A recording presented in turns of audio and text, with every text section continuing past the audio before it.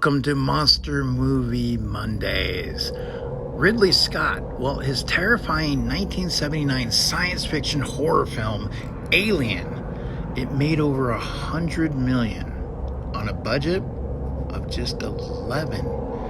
And as of 2021, it created 7 sequels. Of course, a few of them had crossed over with the Predator series.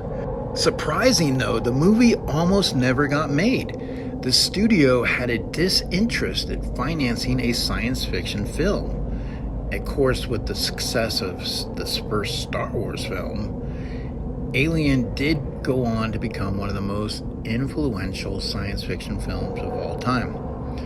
It's a movie so influential that it's hard to think of a time before Alien. Now, if you watch this film today, you would enjoy it. It's a great classic. It stands its time. However, watching it in 1979, at the early viewings of Alien, some moviegoers were so terrified that many people in the first row requested to be moved further away from the screen. Let's face it.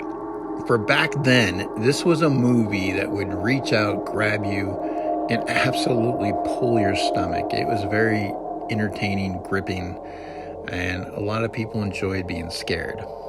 Now, when you watch the opening of this movie, the first 6 minutes is absolutely dialogue-free.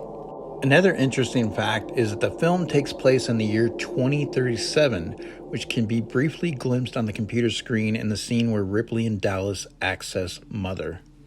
Alien also has some reference with Jaws, as Alien was referred to by Ash as the perfect killing machine, while in Jaws, Matt Hooper described the shark as the perfect engine and eating machine.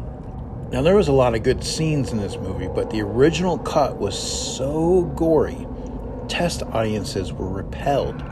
Fearing an X rating due to violence, director Ridley Scott toned down some of the gore. I wonder what that cut would have been. I would love to see it. Now, screenwriter Dan O'Bannon and artist H.R. Geiger, they were deeply inspired by the stories of H.P. Lovecraft, especially his descriptions of the Cthulhu monster, which was helping with the imagining of what the alien would look like. So the blue laser lights that you would see in the egg chamber of the alien ship, they were actually borrowed from the rock band The Who had been practicing their light show for an upcoming tour at a soundstage. Well, shall we talk about the famous scene that we are seeing right now at the dinner table? So with this scene, the cast members, they were only given vague hints about what was going to happen, because obviously they didn't want to give away the surprise of the chest bursting. That's right, that chest burster scene. Now, they used real animal blood and guts, which is basically what led to the shock on Veronica Cartwright's face when she gets splattered with the blood. And the screech that the alien made was recorded by an animal impersonator, Percy Edwards, who actually got the sound right on the very first take. And we love the kitty in the movie, right? Jones? Well, Jones was actually played by 4 different felines. So they had to have a little break from time to time and get 4 different cats in there. Now, guys, it's interesting with special effects, but the slimy substance you see on the alien was actually sexual lubricant KY jelly. Amazing, right? The special effects team was really creative.